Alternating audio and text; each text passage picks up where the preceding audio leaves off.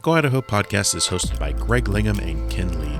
In this podcast, we feature everything Idaho, including some of the most influential people in this great state. Now here's your host, Greg Langhaim.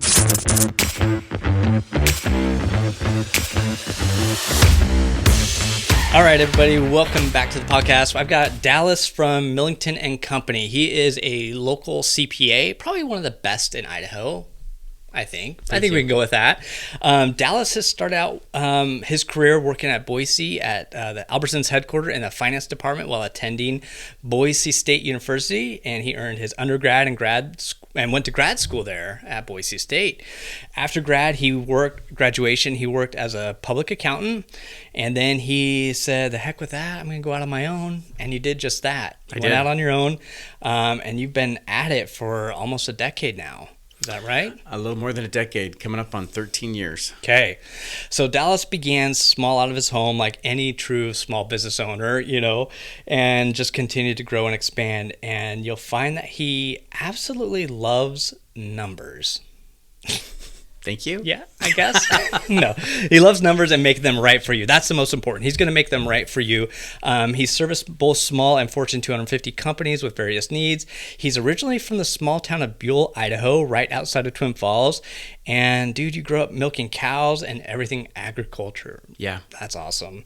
Then you moved to Boise in 2002 to continue your education, married to your lovely wife, Bethany, and you have 4 great kids. So welcome to the podcast, man. Hey, thanks, Greg.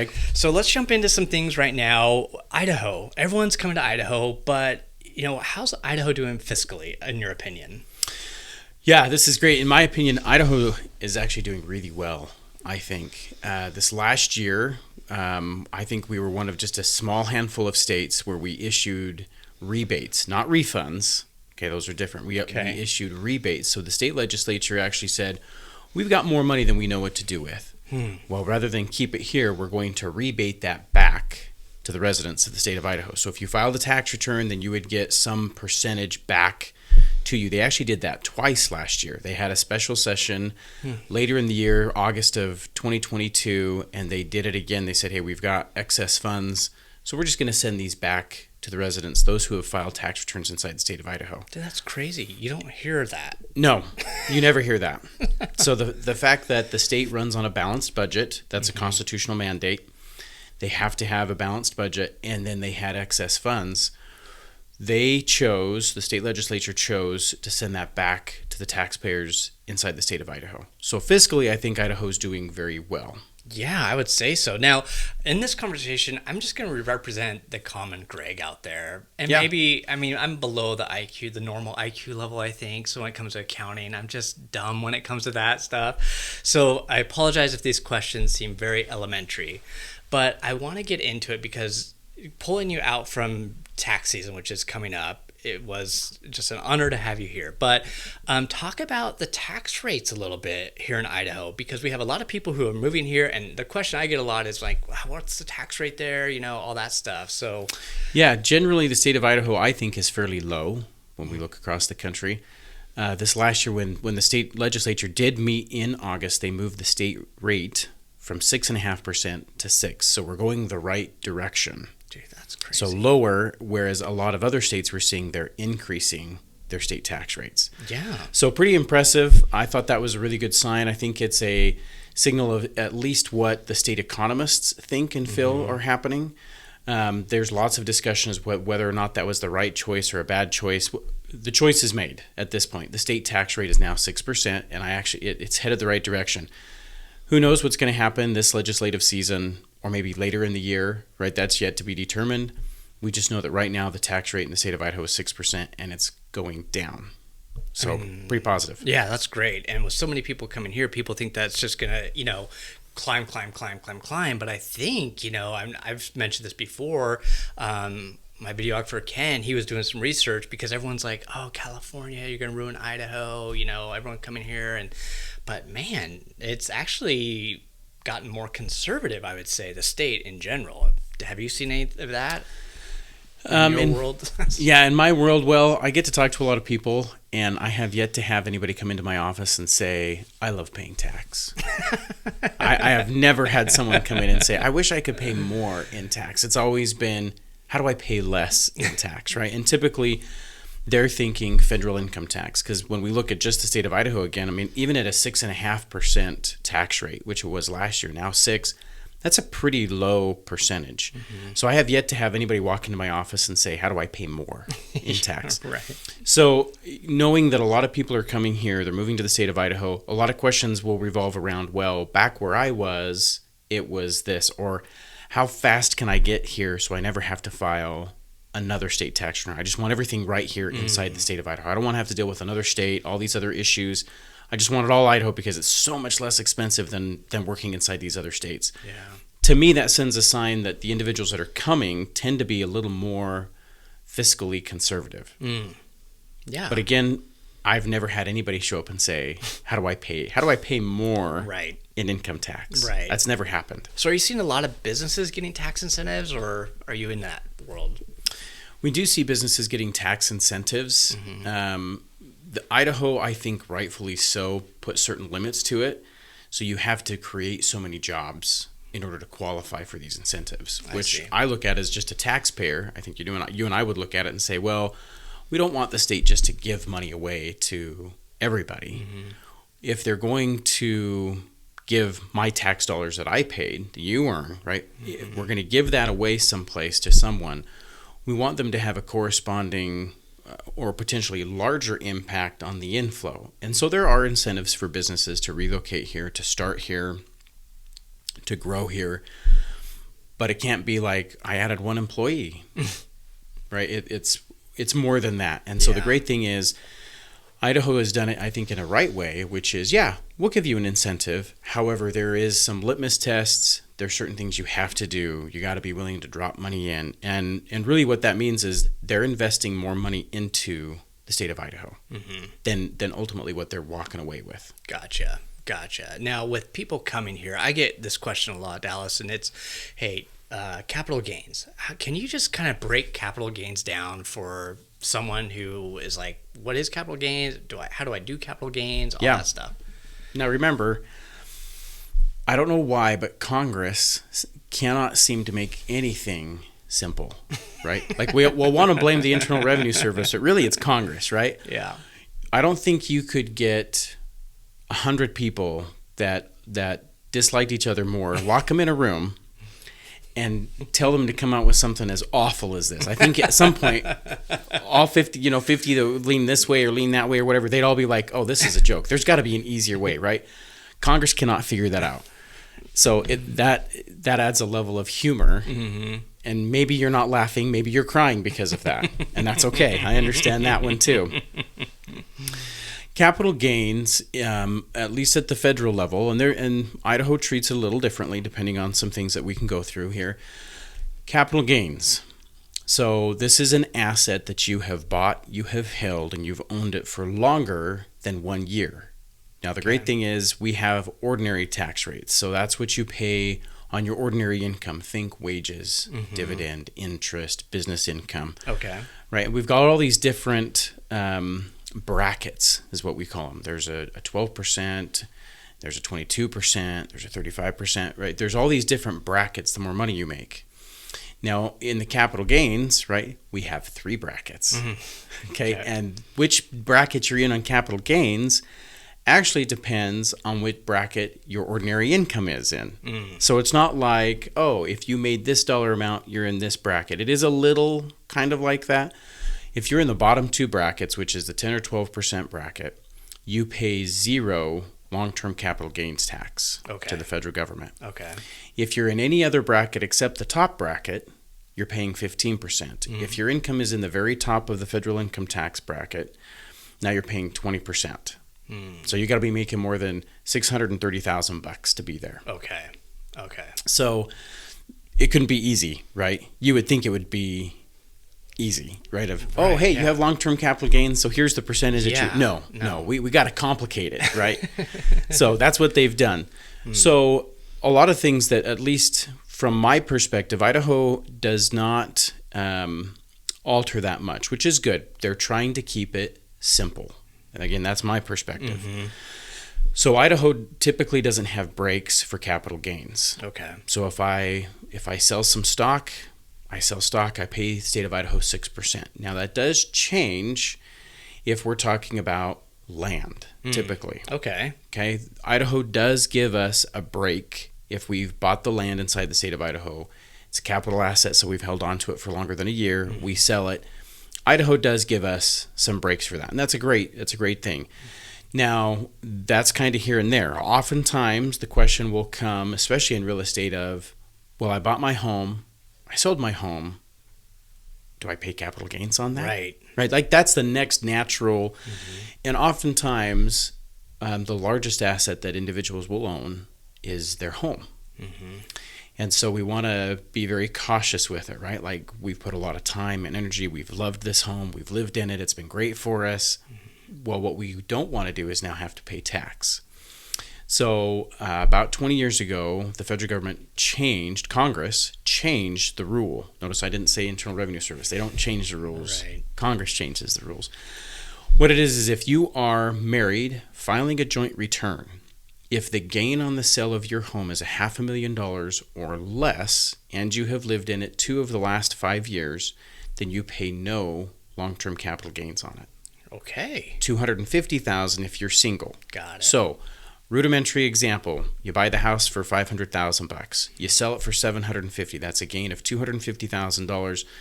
You're a couple, married filing joint. There's no tax on that transaction. Got it. Now let's go to one that's more realistic. Bought the place 30 years ago for $250,000. We just inked it for 1.5 to sell it. Right? That tends to be more realistic. Okay. Well, then we look at it and we say, well, you just had an increase of $1.25 million. Yeah. Right? $500,000 of that we don't have to pay tax on because that's the exclusion. And so then we get a lot of people saying, wait a minute, I got to pay tax on $750,000 of income after just my home, right? Can't I sell it and then buy another one of equal? Well, no, those are the old rules. We don't apply anymore. So then we start looking at things like, well, what have you done to the home? Did you have to put a new roof on? Oh yeah, we put a new roof on at least a couple times. Okay. What else? Oh, we put that pool in. Yep. Okay. So now we've got to start capturing all of these costs that you put in to improve your home over the last 30 years to keep it the way that it is. Are you going to walk away paying some tax? Probably. Is that awesome? No, it's awful, actually. It is awful. And I'm sympathetic for those situations, right? This is, people really kind of bank, if you will, on their homes. I mean, is this something that they should be going to an accountant before and saying, hey, we met with a realtor, we think we're going to put our house up for sale. The next natural step would be to, hey, talk to your accountant to see what the impact, or is there any thing they can do before that transaction sells? You should at least know what it's going to look like. Okay. Right. And maybe you're like, okay, I just learned that I can do it for, and $500,000 is tax free. We're filing together, or $250,000 if you're single. You start running through the math in your head. It's always advantageous to at least have a conversation with an accountant. Okay. They should at least say, okay, here's what the plan is. Here's what we think is going to happen. Based on this information, Mr. Accountant, Mrs. Accountant, what do you think I'm going to owe in tax? That's great, because now what we are doing is we're not setting ourselves up for failure. Because it really is sad for me when we sit down and we say, okay, here's the tax bill. And it's a big tax bill from the sale of your home. And they're like, well, we don't have that anymore. Then that's awful, right? Yeah. You want to get ahead of that. You want to be prepared so that when tax time comes and the return's being filed, you have squirreled away those funds to then say, okay, yep, we were prepared. We were ready. Let's write the checks. It's okay. Got it. Much better to be ahead of that than behind it. Yeah. So say someone's in that situation, and how do they know who to go to? Because I think a lot of people, they just go to like Quicken.com, or they see H&R Block pop up around this time of year, are they going to be helpful in those situations, or do they really need to seek out like someone like yourself who just slays it and does it nonstop every day? Yeah, my answer to that is you want someone who's doing this day in, day out. They know the rules, they know the exclusions, they know how to get around certain things. Like you want someone who is doing this all the time. Mm-hmm. My answer to that, people may say, well, it's just income tax. Right. Well, it's just an orthopedic surgeon, right? You never Right. hear someone say that, Yeah. right? If you want the right answer and done the right way, you go out and you seek the help of a professional. Okay. Now, with a lot of people coming here, and a lot of people have asked me just, hey, Greg, how does the 1031 exchange work? Yeah. Can you talk a little bit about that? I can. Okay. Yeah, this is great. This is really exciting. So 1031s typically do not apply, and I say typically, there's some caveats here and there, but I mean, we're talking rare in this scenario. They do not apply to your primary residence. Okay. Primary residence is under a totally different set of rules. And oftentimes we don't want to commingle those rules because then it gives us a bad answer. It might be nice today, but it's a bad answer in the future. Mm-hmm. So homes, we have separate rules, and we try to just keep the home inside of those rules. Got it. Now, if we're talking business property, right? Like, for example, hey, we owned a duplex down in Southern California or maybe in St. George or someplace. Mm-hmm. We had a duplex. We're going to sell it. No reason to go down there anymore. And we want to do something here. Well, the reason it's called 1031 is it's governed by Code Section 1031. Oh, breaking news. Yeah, right? Big surprise, right? Just like a 401k. That's that's the section, 401k. I actually had no idea. Yeah, well, there you now go. I learned something. So Code Section 1031 governs all of this. Okay.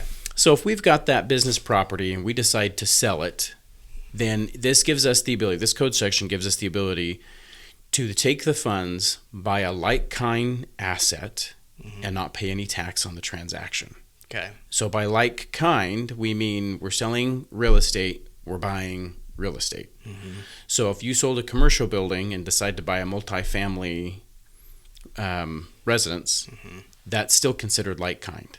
Gotcha. Because it's all real estate. So Okay. you could sell a commercial lot and buy a single-family home that you're going to rent out. That still qualifies. You could sell the single-family home rental that you had and buy a commercial building. Those are all like-kind. What it does is it defers the tax. You're still paying tax at some point. Mm-hmm. We are deferring it from paying it today to paying it some point in the future. Gotcha. And that's really the key. Oftentimes people are like, oh, you can just 1031 that and you'll never pay tax. Well, you're not paying tax today. Okay, let's be really clear with this. Mm-hmm. You're not paying tax today. We have made the election. We are choosing to defer not paying tax today. We're going to pay it in the future.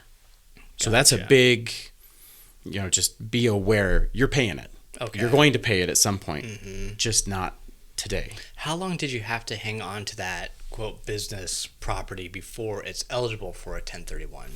That's a great question. As long as you've held it as business property, it qualifies. Okay. So today someone could run out, grab a vacant piece of land as their business property. Right. Do nothing with it. Do nothing. I mean, you Just have it. You just have a piece of dirt. Watch the value go up, and then put up for sale, and then buy that apartment complex or whatever, and that still qualifies. Still qualifies. Okay. Absolutely. Great. Now we're in the middle of tax season. Yeah. So 1099s. There's a lot of what I love about Idaho. There's a ton of entrepreneurs here. Yes. I love it. And 1099s always freak me out. I don't know why. I just panic, dude. I just panic with 1099. So talk about like 1099 versus the W-2. Yeah. So we're talking employee versus independent contractor. So if we were to go under audit at some point, and these audits happen, and the taxing agency, some agency sends out the audit notice and says, hey, we're going to review this. What they're ultimately looking at is control. If you tell them what to do, how to do it, how long to do it, the hours of operation, you provide the tools, that meets the definition of an employee. Okay. Which is kind of interesting, right? Because when a client comes to me, they're telling me what to do. Right? They're like, I'm hiring you to do this. So now what they aren't telling me is when to do it. I could wake up at 2 a.m. and be like, oh, I got to hurry and finish this project. Right. Yeah. They're not telling me some of these other things, but if I'm telling someone, hey, you got to be here at this time. You can leave at this time. Here are the things that you're going to do while you're here. And by the way, here's all the tools you need to do this. That fits a definition of a contractor. Or I'm sorry, that fits a definition of an employee. Mm-hmm. But if I'm like, hey, here's what I need you to do, and I walk away, that fits more of a definition of a contractor. Okay. Because I'm not providing the tools. I'm not telling you when to do it. I'm not governing the hours of operation for you. That's really what they're looking at, is who has control. Gotcha. And so if the more control there is, then by default we're looking at an employee. The less control there is, then we're looking at a contractor. Okay. Oftentimes what I will ask when I get this question is, are you going to be okay, client, if your contractor works for someone else and they are a competitor of yours? Well, no. Okay, well now this is starting to sound like an employee, not a contractor. Okay, that's simple enough. It really comes down to who has the control in the situation. Okay. And then as a business owner, there's so many different S Corps, LLCs. Oh, yeah. I mean, how do you know which is the right one to start out? Like, if you should engage a professional. Okay. Right there. My answer would be engage someone who knows what they're doing. Okay. Because there's different tax rules with each one that we do. So here's an interesting thing. LLCs are figment of state law, but they are not figments of federal tax law. Now, everybody right now, just their head just kind of blew up when they're like, well, no, I file as an LLC. I don't know what form you're using that's with an LLC, right? You can file as a partnership, an S corporation, a C corporation, or as a sole prop as an LLC. The great thing is we get to tell the IRS how we're going to do it. And there's pros and cons to each different type of filing. And so before you say, hey, I'm gonna do it and this is how I'm gonna do it, it's good to engage the professional and say, okay, here's what I'm doing. Here's why I'm doing it. Here's what my plan is. What are your thoughts? And then from the professional perspective, I can start asking questions like, well, is it just you? Is it you and a couple of buddies? You and a brother? Right? How much are you going to pay yourself? Are you going to pay yourself? What's the time horizon of this business? Right? All of these things start to determine and tell me what kind of tax filing are we going to have. Okay.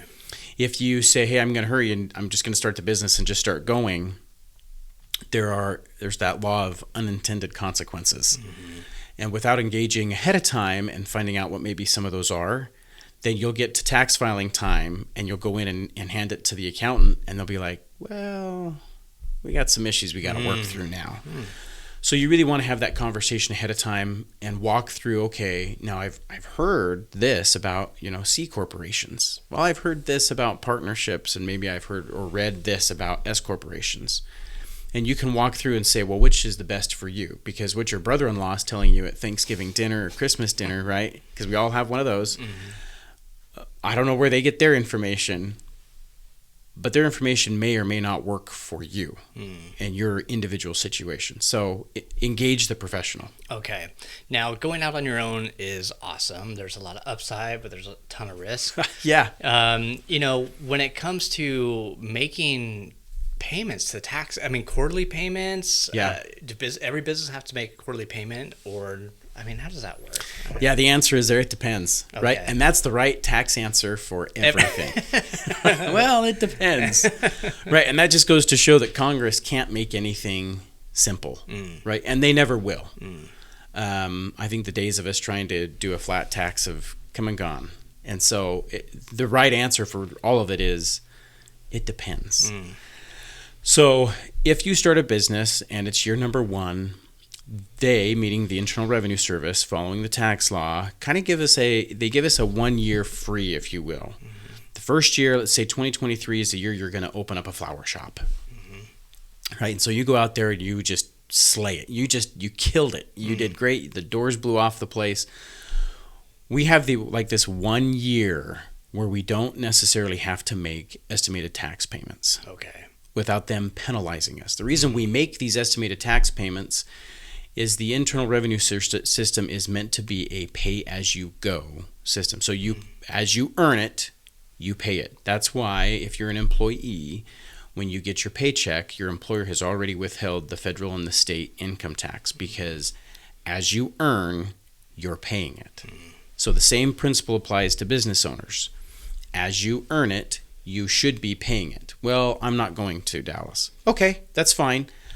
There are penalties involved and there is interest involved. So just be aware of that. And those would be great conversations to have with a professional. Mm-hmm. Okay, how much should I pay? When are these payments due? Yeah. Right. And when do I have to start making these? Mm-hmm. These are great questions to start having with a professional. Okay. Because what we don't want to see, and by we, I mean me and those that I work with, is we get to filing season, we prep everything, and we say, hey, here's your tax bill. And included in that tax bill is, a couple $1,000s in interest and several $100s of penalty. Well, what do you mean? Well, here's why, right? We want to avoid that. Mm-hmm. And so those are conversations we have with clients. Okay. All right. So that's good to know, because I think it freaks a lot of people out. Like, they have really good ideas. They want to go into business, but it's the unknown of just what you explained. Yep. And kind of a rule that I have, a rule of thumb that I've developed over these last 13 years on my own and several before that in a larger firm, was if a small business owner sets aside about a third just to prepare for taxes, right? And someone's like, oh my goodness, that's so much money. Yep, it is. But every client I've said do it, and they actually do it, when tax time comes and they're cutting checks, they're like, oh, we have money left over in the bank account. This is great. And I'm like, yeah. Imagine if you didn't do that, right? Then you're like, can, because I have been on that where I didn't do that. And I think you called me and I was just like, what? Yep. So guilty. Yeah. So we want to avoid those generally. Yeah. No, that's good. Because it's uncomfortable. Yeah. For the person making the phone call, it's uncomfortable. Well, you handled it with ease. I have someone I know, and they always say, well, how do you deliver bad news? They're like, you do this all day, every day. How do you deliver? And I just say, with a smile on my face. No, that's awesome. So, gosh, dude. Okay, so everyone's filing, they're doing their thing. There's got to be fraud out there. Like, what does the average Idahoan need to be aware of? Yeah, so let's talk identity theft. I'm glad you brought that up. Surprisingly, some of that fraud isn't caught until someone goes to file a tax return. Tax fraud is quite common. And so someone will go to file a tax return, we'll get it bounced back. It'll say, oh, this name and this social security number already have a tax return on file. What? So then we'll call the client and say, hey, are you sure that you haven't filed any? No, we haven't. This is it. And we'll say, okay, it appears that your information has been stolen and they have filed a fraudulent tax return. What? There's a whole process that we go through at that point. Now, sometimes I'll get the question, well, what did you guys do so that they got it? Well, we probably didn't do anything. It's not a matter of if, it's a matter of when. And as you read a lot of the documentation out there about identity theft, it's, a few years ago, Home Depot got hacked, right? And they stole a lot of data. And when that happened, a national, this wasn't a government agency, but like a national organization who watches fraud, they say it could take years for us to find out how deep this went, because these individuals, when they steal dates of birth and social security numbers and addresses and all these pieces of data, they may sit on it for a number of years before they actually try to do something. And so I'm always the type where, you probably should just look at your credit report, go in, scope it out. Does anything seem weird? Does anything seem odd? I shred all of my stuff. I knew a gentleman once upon a time, his information had been stolen. And not only did he shred it, but then he took the shreddings and burned them. Because he's like, I am never going through this again. Wow. So you want to keep your data safe. Like, here in the Treasure Valley, there's a lot of recycling that goes on. There's never a piece that goes into that recycling that has any personal information on it. I'll rip it up into shreds. I'll run it through our shredder, something, right? Like, I don't want this data out there. What we're actually starting to see more frequently is with kids. So the kids' data is now starting to be compromised. Jeez. Why? Well, when was the last time you pulled a report for any of your kids? Haven't ever. Exactly. Yeah. So that starts to become kind of good practice. Maybe we just scope out our kids. They've all got socials, birth dates. We go in and just kind of see, is someone trying to do something with my kids' information? Wow, that's scary, man. Because it's out there. Wow. And these fraudsters are very patient because they'll get a piece of data here, and then they'll go 6 or 8 months and find another piece of data there. And then they'll go another year and, oh, look, there's another piece of data, right? They're very, very patient with it. And so you just got to be cautious.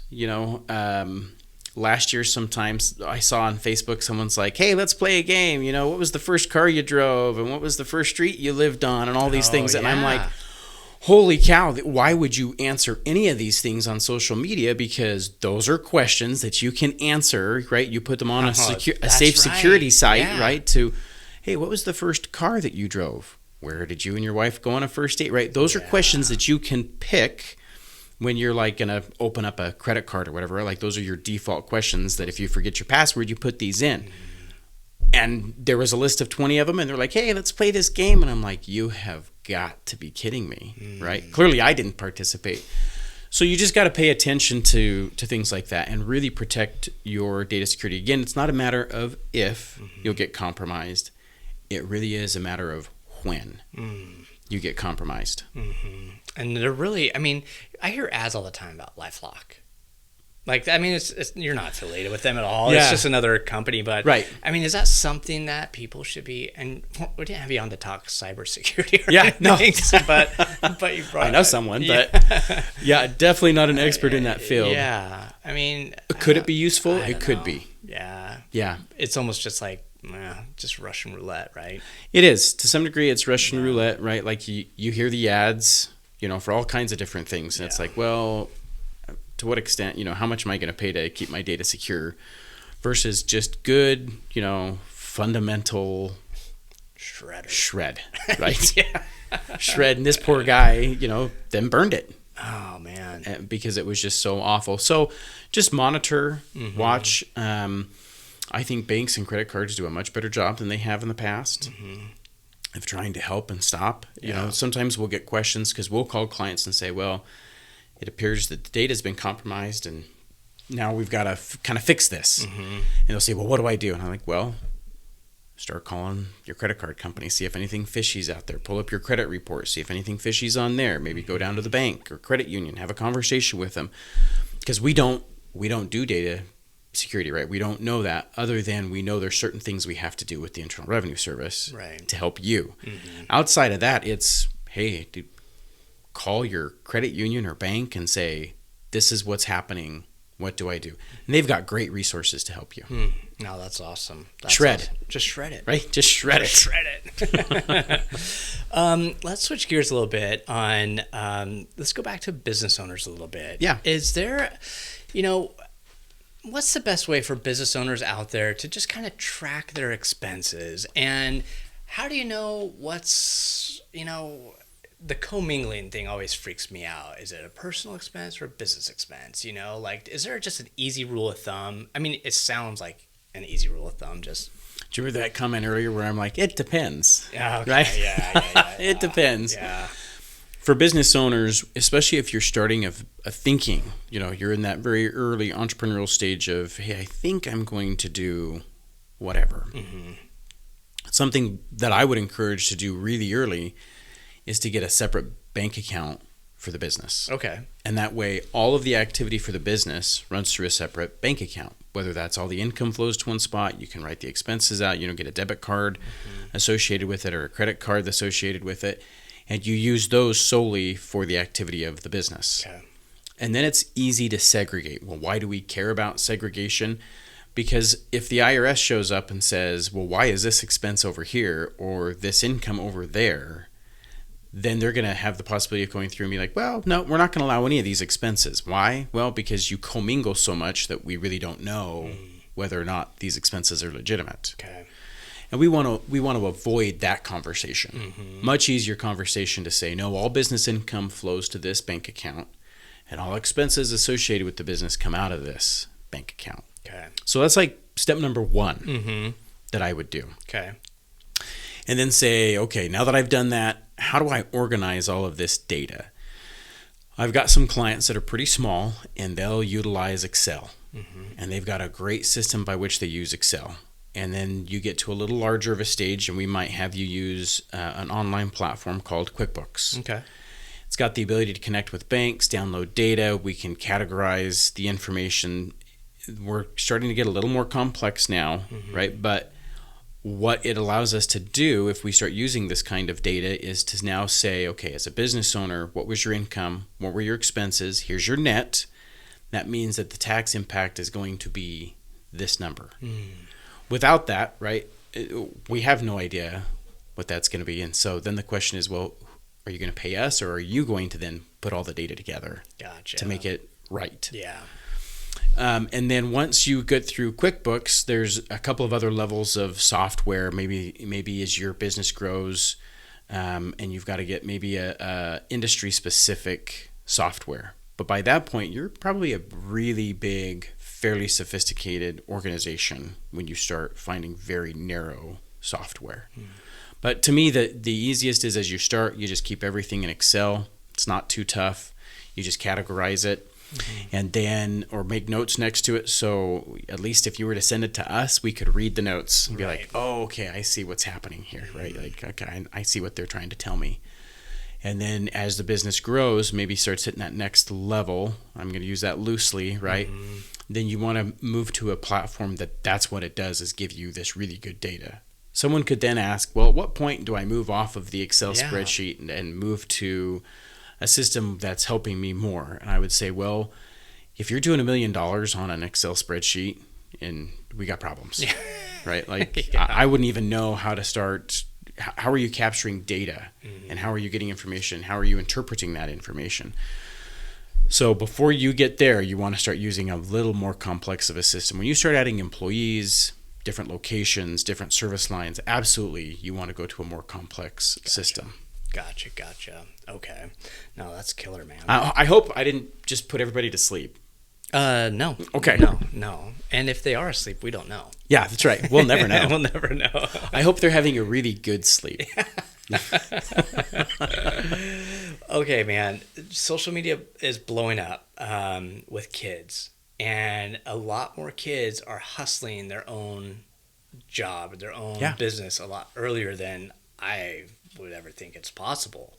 Shout out to my son right now. I mean, he's 12, and all he does, dude, is he goes around our neighborhood and pulls garbage cans down to the street, and they pay him. And so then he takes it back. And so he's got this little business running of just wheeling garbage cans down and back. So at what point do kids, is there an income that kids really need to, hit before they have to, start filing their own business? Is that even are you seeing that at all? Yeah, the answer there is, it depends. Yeah, I should know, right? Yeah. So, I always encourage my clients to report all of the income that's generated. Got it. Right? Including cash. Yeah. Okay. The reality is we know that there are cash transactions taking place that never get reported. Okay. There's no obligation to file a tax return until someone, especially if they get let's maybe go a more traditional route to start with.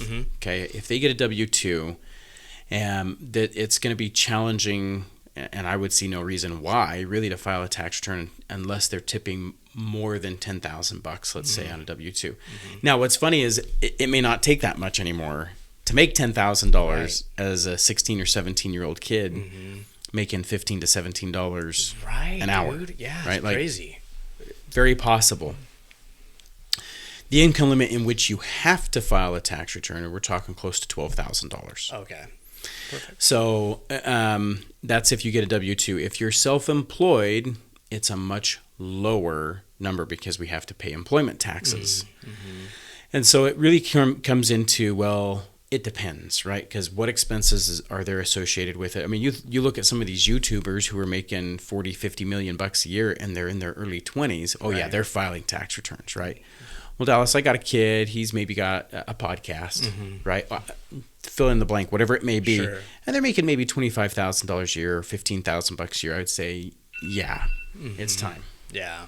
And there it is. The time has come. Tax season. Dallas has to run. No. No. Okay. Last, because I know you got to get but when tax season comes, April 15th is the deadline, right? Do people have to pay by the 15th or? Oh, wow. What an incredible question. Yes. I'm really glad that you asked this question. I can't tell if you're being serious. No, I really am. I really am, because I want to get some misconceptions kind of out of the way. Okay. April 15th is the date by which payments need to be paid. Okay. So if someone gets, because this happens, the 1st of April rolls around and people are like, oh my goodness, I've got to hurry and do this. If you extend, an extension is an extension of time to file, not time to pay. Got it. Payments are due April 15th. Okay. Period. Yeah. We can extend, right? And if we extend, we have more time to put that together. Gotcha. Very common, right? And some people are like, well, I never want to extend. I'm always going to file on time. I can't find in any course I have ever taken or interaction I've ever had with an Internal Revenue agent or an agent from the state of Idaho, State Tax Commission, their little black boxes is to determine who does and does not get it audited. Inside of there is never something of whether or not they extended. In fact, the IRS keeps reassuring us anytime I go to a conference that they won't actually know that you extended until you show up with all the proper paperwork that they've asked for. And one of those sheets of paper is the extension. Oh. So when we're talking about deadlines, right? April 15th is the deadline. Got to pay by then. You can file an extension and get 6 more months to file the paperwork. Gotcha. Is it bad? No. Is it the end of the world? Absolutely not. You should make a payment on April 15th, though. Absolutely. Okay. Cut a check. There you go. Yeah. And that right there removes a lot of angst, because anything not paid after April 15th, there's penalties and interest calculated on top of that. And so we want those payments to be in. Okay. Now, if you've overpaid, for example, then there is no penalty. There is no interest. FYI, if you're due a refund, you can only file those returns for 3 years. So every year, sometime in March, the IRS will come out and put on their website and say, hurry, because we think there's several $1 billion that haven't been claimed from a few years ago that no one's going to be able to claim it unless you hurry and file a tax return and get the funds. So just be aware. Okay. That's good info, man. That's awesome. Well, how do people get in touch with you, man? You can go to 208tax.com. Okay. Millington is a really long last name, right? And you go Millington and Company, and it gets even longer, right? So I was trying to think of, how do I truncate this, make it simple and easy for people to remember. If you just go 208tax.com, there's a link on there. You can email it. That gets to our admin team. They'll make sure it gets routed. I've got a great team of CPAs inside my office that are happy to help answer questions and provide lots of good knowledge just like this. Awesome. Well, there you have it, guys. Dallas, thanks so much for coming on. Thanks, Greg. I know you got to run, so I appreciate it. Yeah, have a great one. All right.